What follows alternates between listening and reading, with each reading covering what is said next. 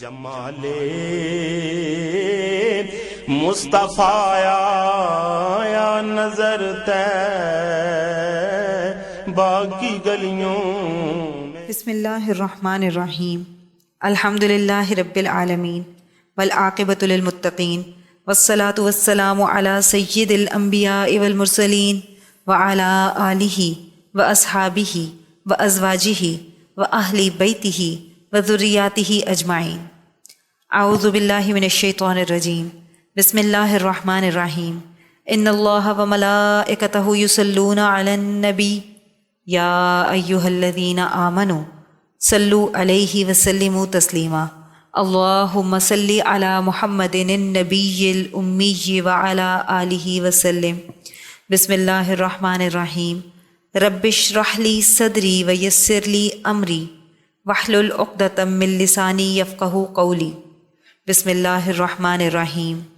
وقل جاء الحق وزہق الباطل ان الباطل کان زہوقا۔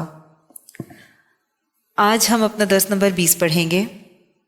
آئیے آغاز کرتے ہیں۔ بسم اللہ الرحمن الرحیم۔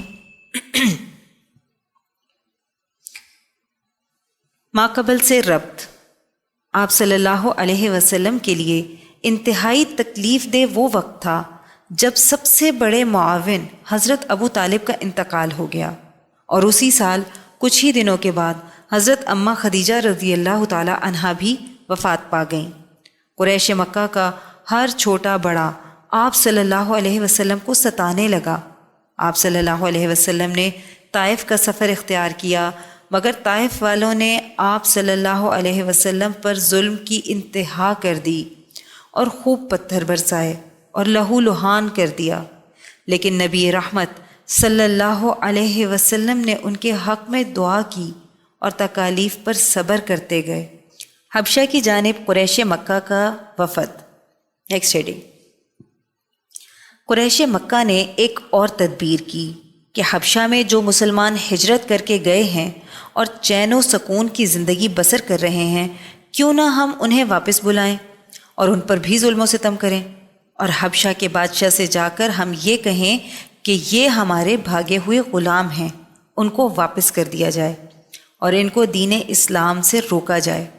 قریش مکہ نے سوچا کہ بادشاہوں کا مزاج ہوتا ہے کہ ان کو تحفے تحائف وفد کے ساتھ بھیجے جاتے ہیں تاکہ بادشاہ خوش ہو جائیں۔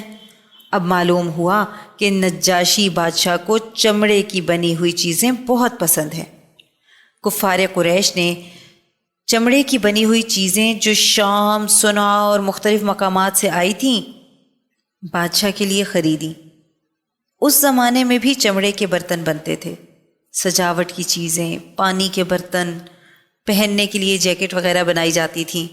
کفار قریش نے تمام اعلیٰ قسم کی چیزیں جمع کیں اور تحائف کے ساتھ وفد روانہ کیا۔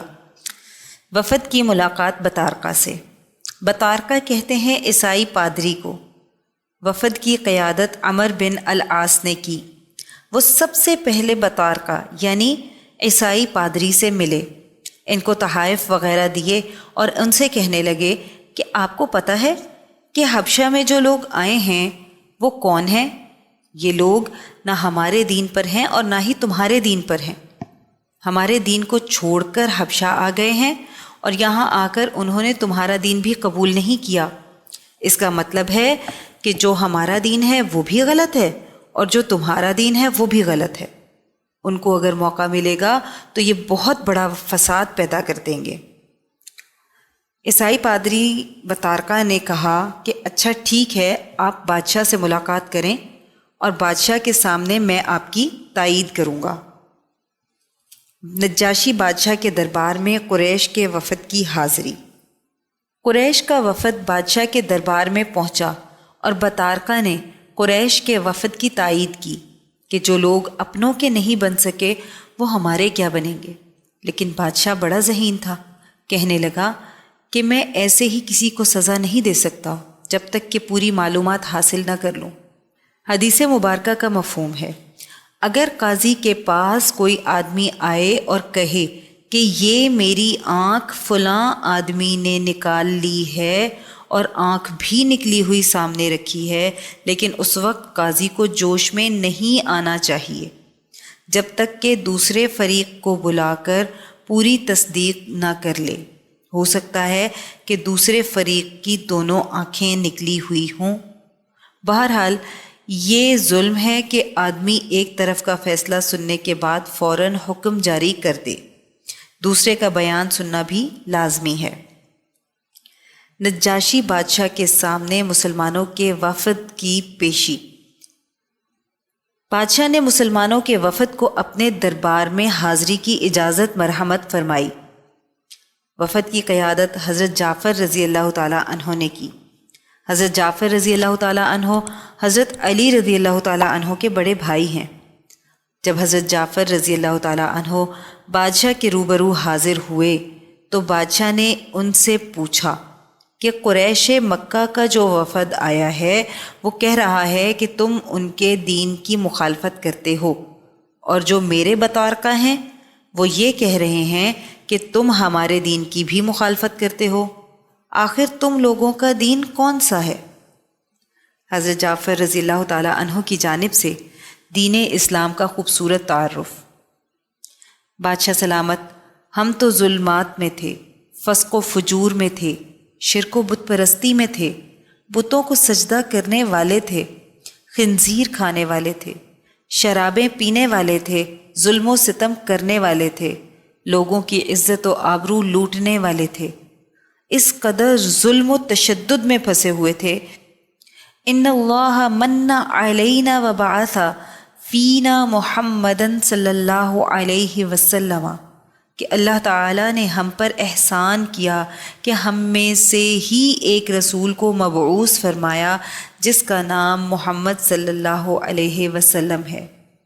وہ ہمیں یہ حکم دیتے ہیں کہ ایک اللہ کی عبادت کرو، زنا نہ کرو، چوری نہ کرو، فساد نہ کرو، قتل نہ کرو، غیبت نہ کرو، کسی کو نہ ستاؤ، نماز پڑھو، اللہ کی فرما برداری کرو تاکہ ہر وقت بندے کا تعلق اللہ سے جڑا رہے۔ ہمارے نبی صلی اللہ علیہ وسلم فرماتے ہیں کہ مجھ پر اللہ کا قرآن اترتا ہے۔ بادشاہ نے کہا، جو قرآن ان پر اترتا ہے ان میں سے کچھ آپ کو یاد ہے؟ حضرت جعفر رضی اللہ تعالیٰ عنہ نے فرمایا، ہاں۔ بادشاہ نے کہا، مجھے بھی سناؤ۔ حضرت جعفر رضی اللہ تعالیٰ عنہ نے سورہ مریم کی ابتدائی آیات تلاوت فرمائیں۔ کاف ہا یا عین صاد، ذکر رحمت ربک عبدہ زکریا اذ نادی ربہ نداء خفیا۔ سورہ مریم کی آیت نمبر 1 سے 3 تک۔ حضرت جعفر رضی اللہ تعالیٰ عنہ قریشی تھے۔ اللہ رب العزت نے قرآن بھی قریش کی لغت میں ہی نازل فرمایا۔ جب انہوں نے قرآن پاک کی یہ آیات تلاوت کیں تو نجاشی اتنا متاثر ہوا کہ اپنے بطارقہ اور وزراء سے کہنے لگا کہ واللہ مجھے خدا کی قسم ہے جس نے عیسیٰ علیہ السلام کو پیدا کیا ہے، میں ان پر کبھی ظلم نہیں کروں گا۔ یہ جو کچھ کہہ رہے ہیں بہت اچھی بات ہے، یہ میرے ملک میں رہ سکتے ہیں۔ اور بادشاہ نے مسلمانوں کے وفد سے کہا کہ جاؤ میرے ملک میں رہو، میرے ملک میں تم پر کوئی ظلم و تشدد نہیں ہوگا۔ قریش مکہ کے وفد نے بادشاہ کے سامنے ایک اور ہیلا پیش کیا۔ جب کفار مکہ نے دیکھا کہ نجاشی بادشاہ نے مسلمانوں کو پناہ دے دی ہے اور ان کی کوئی تدبیر کام نہ آئی تو انہوں نے ایک اور ہیلا اختیار کیا۔ کہنے لگے کہ بادشاہ سلامت، اصل بات تو آپ نے ان سے پوچھی ہی نہیں۔ یہ لوگ تو حضرت عیسیٰ علیہ السلام کو نہیں مانتے، اور یہ لوگ حضرت عیسیٰ علیہ السلام کی شان میں گستاخی کرتے ہیں۔ اس دور میں جو نجاشی بادشاہ تھا وہ عیسائی مذہب پر تھا۔ جب نجاشی نے یہ بات سنی تو اس کو غصہ آ گیا۔ بادشاہ نے کہا، میں پھر ان کو دربار میں بلاؤں گا، اگر وہ واقعی حضرت عیسیٰ علیہ السلام اور حضرت مریم علیہ السلام کی شان میں گستاخی کرتے ہیں تو ان کو نہ صرف نکالوں گا بلکہ ان کو سزا بھی دوں گا۔ نجاشی بادشاہ کے دربار میں مسلمانوں کے وفد کی دوبارہ حاضری۔ مسلمانوں کا وفد جب بادشاہ کی خدمت میں دوبارہ حاضر ہوا تو بادشاہ نے حضرت جعفر رضی اللہ تعالی عنہ سے کہا کہ اے جعفر، تمہارے پیغمبر نے کوئی ایسی بات بھی کہی ہے جو حضرت عیسیٰ علیہ السلام کے بارے میں ہو؟ تمہارا حضرت عیسیٰ علیہ السلام کے بارے میں کیا عقیدہ ہے؟ اس وقت حضرت جعفر رضی اللہ تعالیٰ عنہ نے سورہ مریم کی تلاوت شروع کی۔ بسم اللہ الرحمن الرحیم۔ واذکر فی الکتاب مریم اذ انتبذت من اہلہا مکانا شرقیا فاتخذت من دونہم حجابا فارسلنا الیہا روحنا فتمثل لہا بشرا سویا۔ اے حبیب صلی اللہ علیہ وسلم، کتاب میں حضرت بی بی مریم علیہ السلام کا حال بیان کیجئے جب وہ اپنے گھر والوں سے الگ ہو کر مشرقی جانب کے مکان میں تھیں۔ لوگوں کی طرف سے ان کے آگے پردہ ڈال دیا گیا، پس ہم نے جبرائیل علیہ السلام کو بھیجا، پس وہ ان کے سامنے ایک انسان کی صورت میں ظاہر ہوئے۔ قالت انی اعوذ بالرحمن منک ان کنت تقیا۔ بی بی مریم فرمانے لگیں کہ میں رحمان یعنی اللہ کی پناہ میں آتی ہوں، اگر تم اللہ سے ڈرنے والے ہو تو میرے قریب مت آنا۔ قال انما انا رسول ربک۔ جبرائیل علیہ السلام نے فرمایا، بی بی مریم آپ گھبرائیں نہیں، میں کوئی بندہ نہیں ہوں، میں تو آپ کے رب کا بھیجا ہوا قاصد ہوں۔ لِأَهَبَ لَكِ غُلَامًا زَكِيًّا۔ میں آپ کو خوشخبری دینے آیا ہوں کہ اللہ سبحانہ و تعالی آپ کو بہت پاکیزہ بچہ دیں گے۔ قالت انا یکون لی غلام ولم یمسسنی بشر ولم اکو بغیہ۔ بی بی مریم کہنے لگیں کہ مجھے کیسے بچہ ہو سکتا ہے، مجھے تو آج تک کسی انسان نے چھوا بھی نہیں اور نہ ہی میں نے کوئی بدکاری کی ہے۔ حضرت بی بی مریم علیہ السلام کی عفت و پاک دامنی۔ اولاد ہونے کے دو ذرائع ہیں، ایک جائز ذریعہ نکاح جو کہ بی بی مریم کا ہوا نہیں، اور دوسرا ذریعہ زنا ہے۔ اب انہوں نے اپنی پاک دامنی کو کیسے ثابت کیا ہے کہ نہ میرا نکاح ہوا ہے اور نہ ہی میں نے کوئی بدکاری کی ہے۔ عورت کی حیا ہی اس کا زیور ہے، جب حیا باقی نہیں تو عورت عورت ہی نہیں رہتی۔ اللہ رب العزت نے بی بی مریم علیہ السلام کی قرآن میں تعریف فرمائی ہے، وَمَرْيَمَ ابْنَتَ عِمْرَانَ الَّتِي أَحْسَنَتْ فَرْجَهَا۔ مریم عمران کی بیٹی جس نے اپنی شرمگاہ کی حفاظت فرمائی۔ اللہ رب العزت نے حضرت بی بی مریم علیہ السلام کا سب سے بڑا وصف بیان کیا کہ انہوں نے اپنی عزت نفس کی حفاظت فرمائی۔ یہ نہیں فرمایا کہ وہ خوبصورت تھیں، پڑھی لکھی تھیں، یہ بھی نہیں فرمایا کہ بہت روزے رکھنے والی تھیں، بلکہ یہ فرمایا کہ سب سے بڑی بات یہ ہے کہ انہوں نے اپنے نفس کی حفاظت فرمائی، ان کو کسی غیر مرد نے ہاتھ تک نہیں لگایا۔ بی بی مریم کے اندر حوروں جیسی صفت تھی۔ اللہ تعالیٰ قرآن پاک میں ارشاد فرماتے ہیں، وَحُورٌ عِین کَأَمْثَالِ اللُّؤْلُؤِ الْمَكْنُونِ، کہ ہم نے جنت میں جو حوریں رکھی ہیں بڑی بڑی آنکھوں والی، وہ ایسی ہیں جیسے موتی صدف میں چھپا ہوا ہوتا ہے۔ لم یطمثہن انس قبلہم ولا جان، وہ حوریں ایسی ہوں گی کہ کبھی ان کو نہ کسی انسان نے ہاتھ لگایا ہوگا اور نہ کسی جن نے۔ عورت کی اصل صفت تو یہ ہے کہ وہ حیا دار ہو، حیا کے زیور سے آراستہ ہو، نہ خود غیر محرم کی طرف نظر اٹھائے اور نہ غیر محرم اس کے حسن و جمال کو دیکھے۔ سیدہ فاطمۃ الزہرا رضی اللہ تعالی عنہا نے سیدنا علی رضی اللہ تعالی عنہ کو وصیت فرمائی تھی کہ میرا جنازہ رات کو پڑھنا اور رات کو ہی دفن کرنا۔ حضرت علی رضی اللہ تعالی عنہ نے فرمایا کہ فاطمہ کیا کہہ رہی ہو، تم بنت رسول اللہ صلی اللہ علیہ وسلم ہو، تم جگر گوشہ رسول صلی اللہ علیہ وسلم ہو، کیا تمہارا جنازہ ہم رات میں اجنبیوں کی طرح پڑھیں اور دفن کر دیں؟ بی بی فاطمہ رضی اللہ تعالی عنہا نے فرمایا کہ میری زندگی میں مجھے کسی غیر محرم نے نہیں دیکھا، میں چاہتی ہوں کہ میرے جنازے پر بھی کسی کی نظر نہ پڑے۔ حضرت علی رضی اللہ تعالیٰ عنہ نے فرمایا کہ جنازہ تو چادر میں بندھا ہوا ہوتا ہے، جنازہ کوئی کیسے دیکھ سکتا ہے؟ بی بی فاطمہ رضی اللہ تعالیٰ عنہا فرمانے لگیں کہ کم از کم لوگ اس بات کا تو اندازہ کر لیں گے کہ قد لمبا ہے یا چھوٹا ہے۔ اس کے مقابلے میں آج موجودہ دور کی بیٹیوں کے بارے میں ہم تصور کریں کہ وہ اپنی تہذیب و تمدن پر کتنا فخر کرتی ہیں کہ وہ بازار کی زینت ہیں، لوگوں کے لیے سنگھار کرتی ہیں، ایک ڈیکوریشن پیس ہیں کہ سب اسے دیکھتے رہیں۔ یہ عورتیں شرعاً عورت کہلانے کی حقدار نہیں ہیں۔ لفظ عورت کی تعریف سر کے بالوں سے لے کر پاؤں کے ناخن تک چھپی ہوئی۔ حضرت بی بی مریم علیہ السلام کی عفت کا یہ عالم تھا کہ جبرائیل علیہ السلام سے فرمانے لگیں کہ بغیر باپ کے بچہ کیسے پیدا ہوگا؟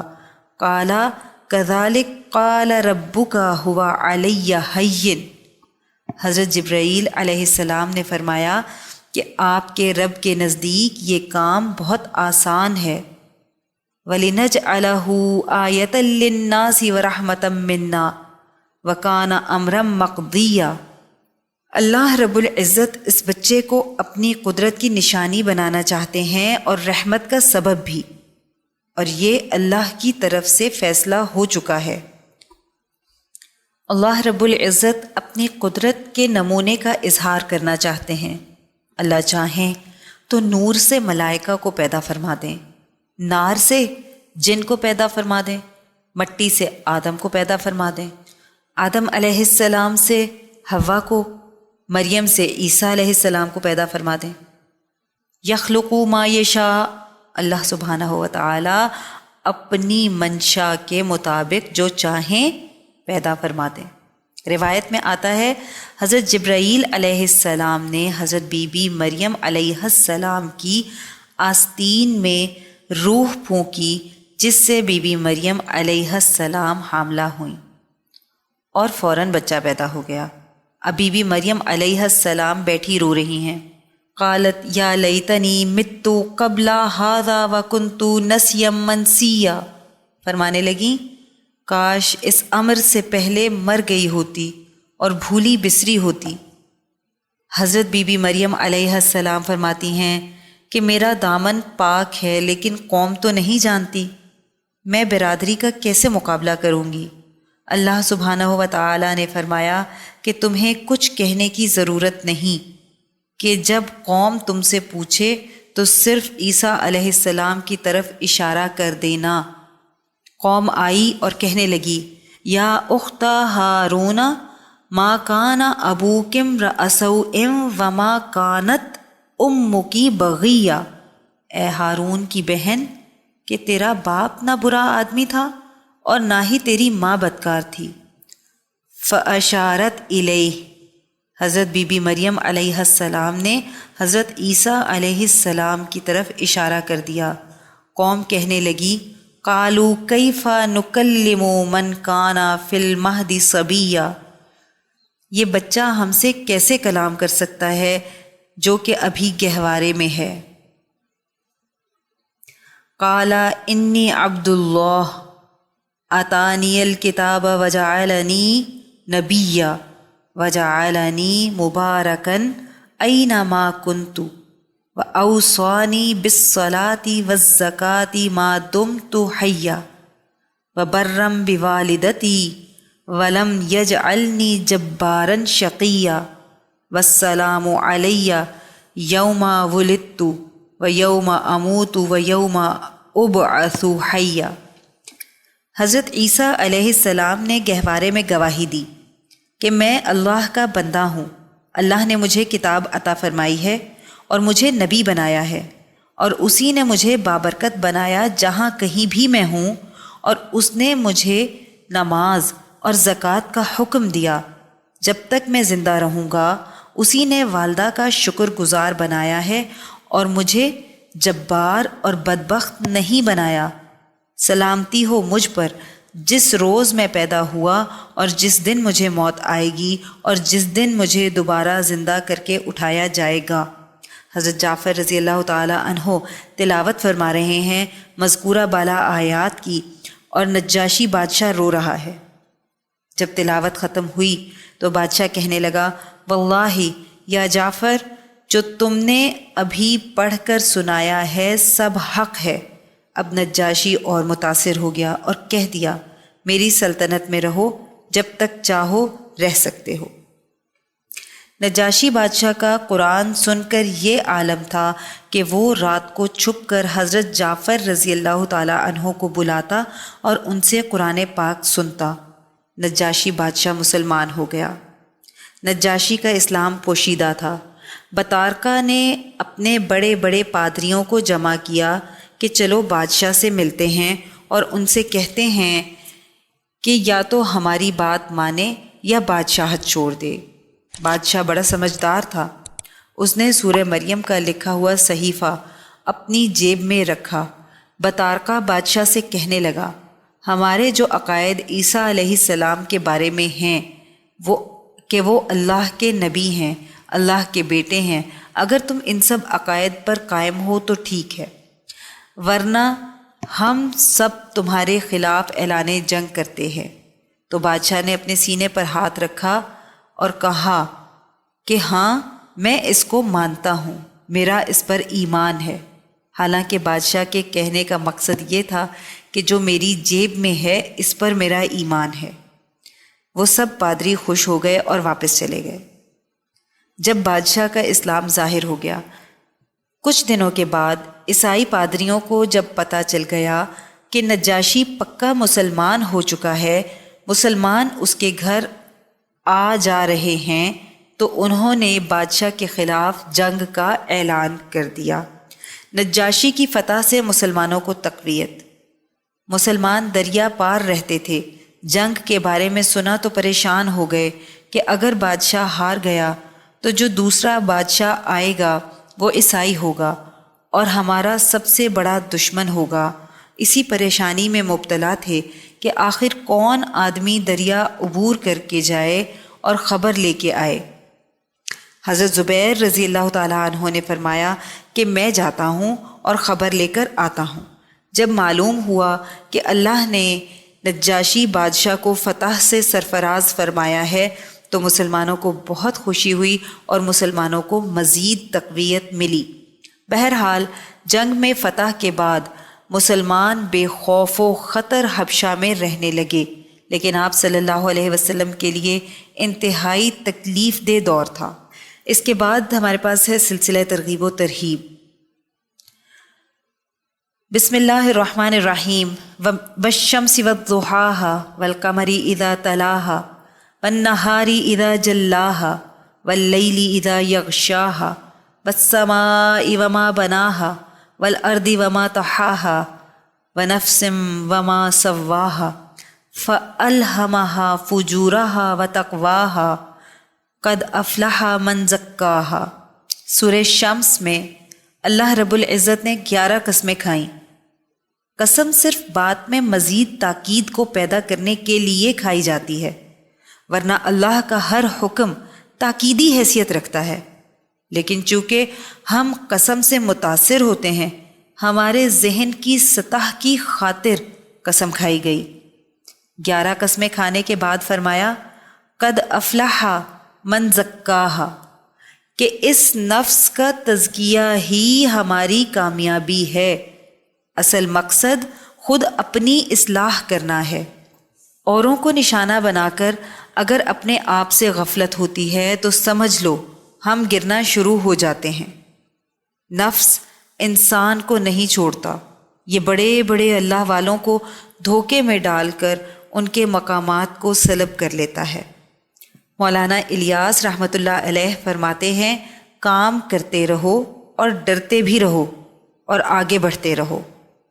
واقعہ، ایک شخص جس نے 300 سال عبادت کی، اللہ کو اس کی عبادت بہت پسند تھی۔ اللہ نے اس کی روزی کا ایسا انتظام فرمایا کہ جس جگہ وہ عبادت کرتا تھا وہاں کھارے پانی کا سمندر تھا۔ اللہ سبحانہ و تعالی نے وہاں میٹھے پانی کے چشمے کا انتظام فرمایا اور وہاں پر ایک درخت اگایا انار کا۔ انار کے پھل کی یہ خوبی ہے کہ یہ کھاتے وقت پیٹ بھرنے کا بھی کام دیتا ہے اور پھل کا بھی۔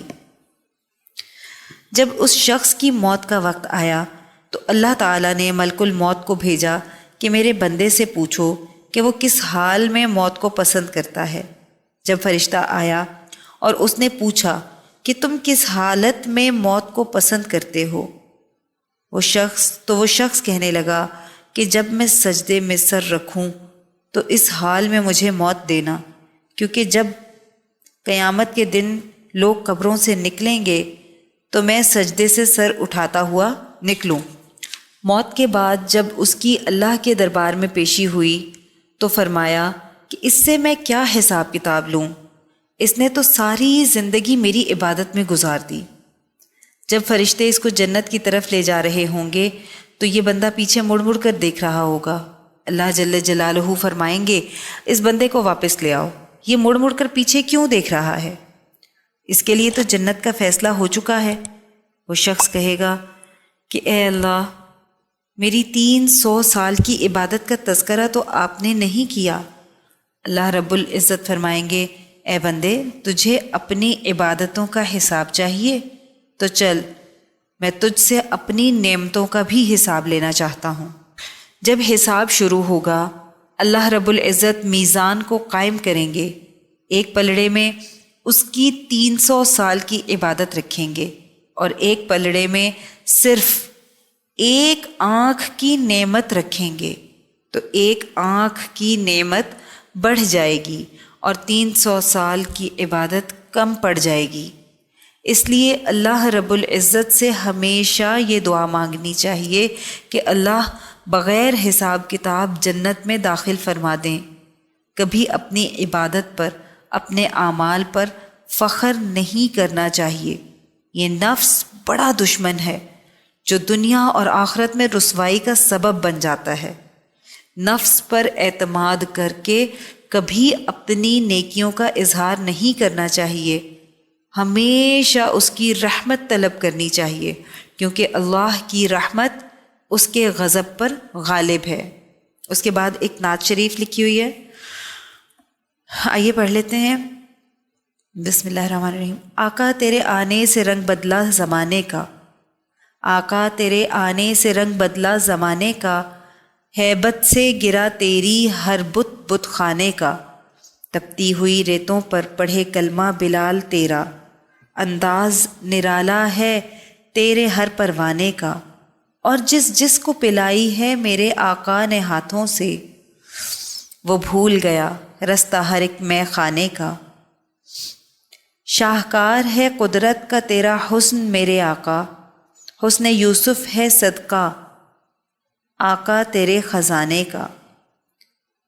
تو چوم لے تلیوں کو کافوری ہونٹوں سے، خود رب نے سکھایا ہے انداز جگانے کا۔ محبوب غم نہ کرنا سر حشر تو امت کا، محشر تو بہانہ ہے تیری شان دکھانے کا۔ جس کو بھی ملا ٹکڑا حسنین کے نانا سے، منگتا وہ بنا سائل سلطان زمانے کا۔ آقا تیرے آنے سے رنگ بدلا زمانے کا، ہیبت سے گرا تیری ہر بت بت خانے کا۔ یہاں ہمارا درس نمبر 20 مکمل ہو گیا۔ آئیے دعا کر لیتے ہیں۔ اللہم صلی علی محمد النبی الامی وعلی آلہ وسلم۔ اے اللہ، ہماری اس کاوش کو قبول و منظور فرما لیں اور اس کو ہماری بخشش کا ذریعہ بنا دیں۔ اس کو قیامت تک امت کے لیے ہدایت اور عشق نبی کا ذریعہ بنا دیں۔ اے اللہ، جو کچھ پڑھا، جو کچھ سنا، اس کا ثواب نبی کریم صلی اللہ علیہ وسلم کو تحفتاً، ہدیتاً، نذرانتاً، محبتاً، عقیدتاً پیش کرتے ہیں، قبول و منظور فرما لیں۔ الہی، نبی کریم صلی اللہ علیہ وسلم کی برکت سے تمام انبیاء کرام، خلفائے راشدین، امہات المؤمنین، اہل بیت اطہار، صحابہ کرام، صحابیات، تابعین، تبع تابعین، بزرگان دین، اولیاء اللہ، شہداء، صدیقین، صالحین مومنین مومنات مسلمین مسلمات کو پیش کرتے ہیں، قبول و منظور فرما لیجیے۔ الہی اس کا ثواب سلسلہ قاسمیہ عزیزیہ نقشبندیہ کے تمام بزرگان، بالخصوص شیخ الاولیاء حضرت مولانا مہر محمد صاحب رحمۃ اللہ علیہ، شیخ الحدیث حضرت مولانا عبدالحکیم صاحب رحمۃ اللہ علیہ، اور شیخ الاسلام حضرت مولانا محمد عبدالعلیم قاسمی صاحب رحمۃ اللہ علیہ کو پہنچا دیں، اور ہمارے بزرگان کے درجات کو اور بھی زیادہ بلند فرما دیں۔ یا اللہ، ہمارے مرشد گرامی حضرت شیخ عزیز القاسمی حکیمی مہروی نقشبندی مجددی دامت برکاتہم العالیہ پر اپنا خاص فضل اور خانقاہ اور مدرسے پر اپنا خصوصی کرم فرما دیں، اور انہیں امت کے لیے ہدایت و شفا کا ذریعہ بنا دیں۔ آمین بحرمت سید المرسلین صلی اللہ علیہ وسلم۔ سبحان ربک رب العزت عما یصفون وسلام علی المرسلین والحمد للہ رب العالمین۔ جدھر دیکھی اسی ماہ مبیں کی چاندنی دیکھی،